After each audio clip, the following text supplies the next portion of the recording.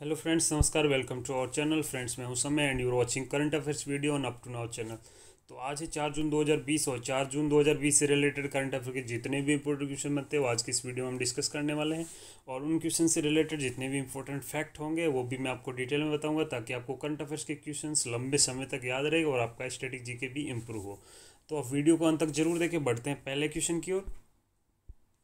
Which platform has been launched by the Prime Minister Narendra Modi to help the smaller MSMEs by solving their grievances, encouraging and supporting them to march into the big league as a national and global companies? तो प्रधानमंत्री नरेंद्र मोदी ने छोटे MSMEs यानी कि micro small and medium enterprise को उनकी शिकायतों को हल करने, प्रोत्साहित करने और उन्हें राष्ट्रीय और वैश्विक कंपनियों के रूप में बड़ी लीग में मार्च करने के लिए समर्थन देने वाले मंच का लॉन्च किया है।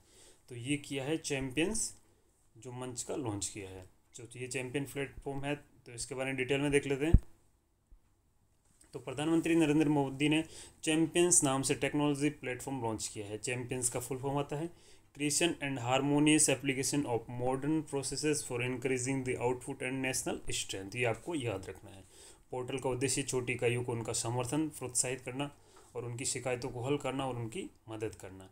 तो ये एमएसएमई क्षेत्र की सभी संस्थाओं के एक वन स्टॉप सोल्यूशन होगा, तो उसके रूप में ये कार्य करेगा। तो बढ़ते हैं अगले क्वेश्चन की ओर। For how many kharif crops the central government has announce minimum support price यानी कि MSP on the recommendation of commission for agriculture cost and prices. तो कृषि लागत और मूल्य आयोग की सिफारिश पर केंद्र सरकार ने कितने खरीफ फसलों के लिए न्यूनतम समर्थन मूल्य यानी कि एमएसपी की घोषणा की है? तो ये की है 14 क्रॉप फसल्स, यानी कि ये 14 जो खरीफ क्रॉप्स है उसके लिए ये घोषणा की गई है। तो डिटेल में देख लेते हैं। तो केंद्रीय मंत्रिमंडल ने 14 खरीफ फसलों के न्यूनतम समर्थन मूल्य में बढ़ोतरी को मंजूरी दी है।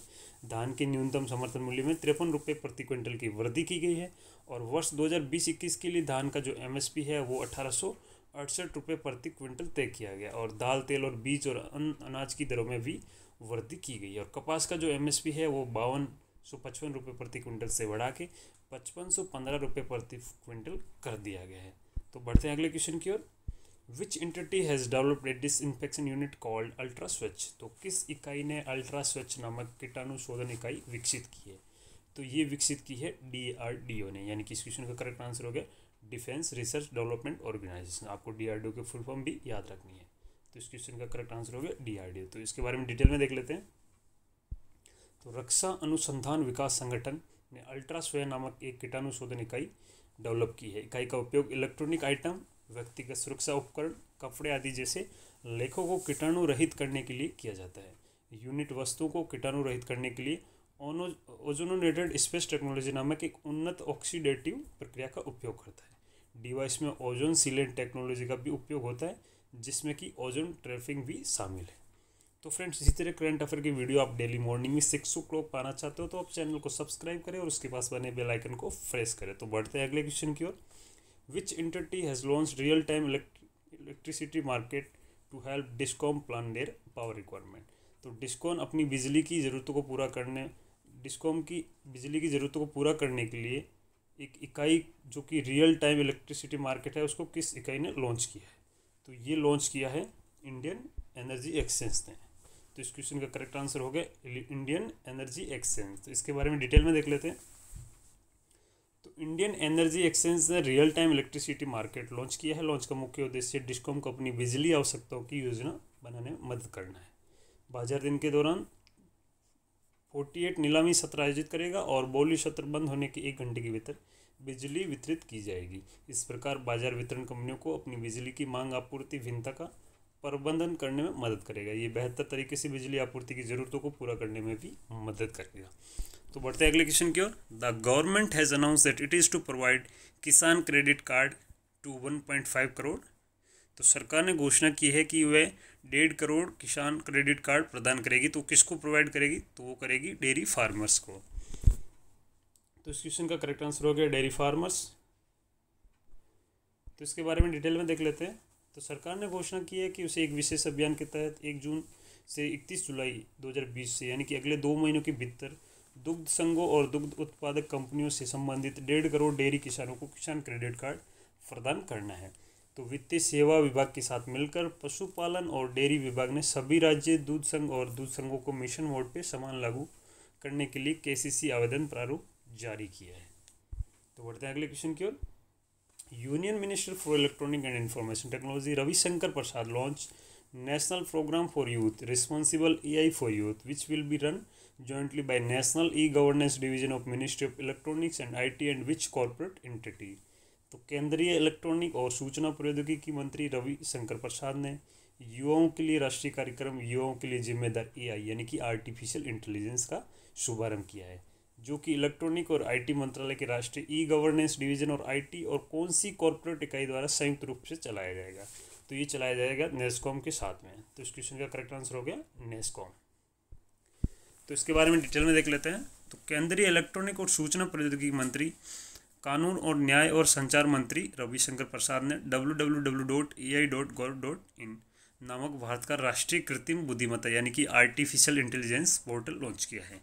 उन्होंने सरकार के दूसरे कार्यकाल की पहली वर्षगांठ के अवसर पर युवाओं के लिए एक राष्ट्रीय कार्यक्रम युवाओं के लिए जिम्मेदार AI का भी शुभारंभ किया है।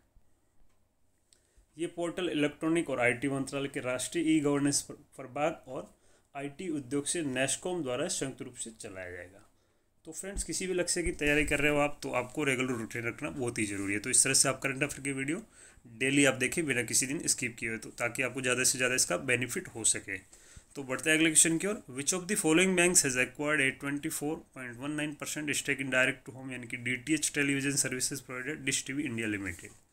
तो निम्नलिखित में से किस बैंक ने direct to home DTH television सेवा प्रदाता डिश टीवी इंडिया लिमिटेड में 24.19% हिस्सेदारी का अधिग्रहण किया है? तो ये किया है यस बैंक ने। तो इस क्वेश्चन का करेक्ट आंसर हो गया यस बैंक। तो इसके बारे में डिटेल में देख लेते हैं। तो निजी क्षेत्र के ऋणदाता यस बैंक ने डिश टीवी में भारत की सबसे बड़ी डायरेक्ट टू होम यानी कि DTH कंपनी की ग्राहकों की संख्या के हिसाब से 24.19% हिस्सेदारी हासिल की है। तो 31 मार्च तक डिश टीवी के जो प्रमोटर था, तो उनके पास कंपनी की 54.56% हिस्सेदारी थी, जिसमें से 93% जो है वो ऋणदाताओं के पास गिरवी थी।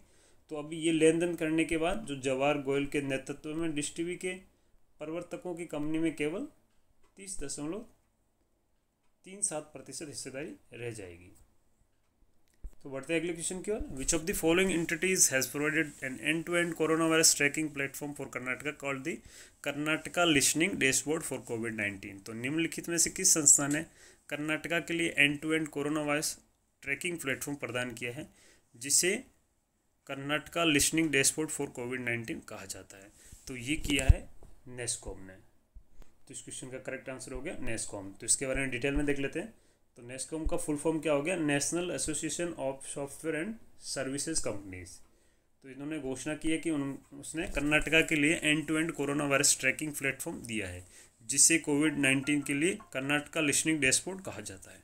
तो लॉन्च के भाग के रूप में नेस्कॉम ने राज्य सरकार के उपयोग के लिए डैशबोर्ड का पहला सेट प्रदान किया है और जल्द ही इसे और ऐड किया जाएगा इसमें।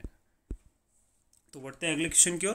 फेमस स्प्रिंटर बॉबी मोरो passed away recently, he was held from which country. तो प्रसिद्ध धावक बॉबी मोरो का हाल ही में निधन हो गया। उन्हें किस देश से आयोजित किया गया था? तो ये किया गया था USA से। तो इस क्वेश्चन का करेक्ट आंसर है USA। तो इनके बारे में डिटेल में देख लेते हैं। तो ये अमेरिकी धावक थे सैन बेनिटो बुल्लर बॉबी मोरो का निधन हो गया है। वो 4 व्यक्तियों में से जैसे Jesse Owens, Carl Lewis, Usain Bolt इनमें से एक थे, जिन्होंने एक ही गेम में 100 meter, 200 meter and 4x100 meter relay में 3 स्पर्धाओं में जीत हासिल की। तो उन्होंने मेलबर्न में 1956 के ओलंपिक में 100 मीटर, 200 मीटर और 4x100 मीटर के रिले के लिए 3 स्वर्ण पदक जीते थे, यानी कि इन्होंने गोल्ड मेडल जीते थे तीनों रेस के लिए, वो भी एक प्रतियोगिता में। तो फ्रेंड्स, आज के करंट अफेयर में बस इतना ही। अगर आपको वीडियो पसंद आया तो आप लाइक, कमेंट और शेयर करना ना भूलें। इसके अलावा आप हमारा टेलीग्राम ग्रुप भी ज्वाइन कर सकते हो। टेलीग्राम ग्रुप में आपको डेली करंट अफेयर की वीडियो की लिंक, आपको करंट अफेयर की PDF और उसके अलावा स्टडी रिलेटेड और मटेरियल भी आपको वहाँ मिल जाएगा। तो आप जाइए और हमारा करंट अफेयर का जो टेलीग्राम ग्रुप है उसको ज्वाइन कर लीजिए। उसकी लिंक आपको डिस्क्रिप्शन में मिल जाएगी। उसके अलावा आप daily dose of current affair search करके भी ज्वाइन कर सकते हो। तो आप जाइए और ज्वाइन कर लीजिए। So friend, thank you so much for watching and stay tuned for more updates.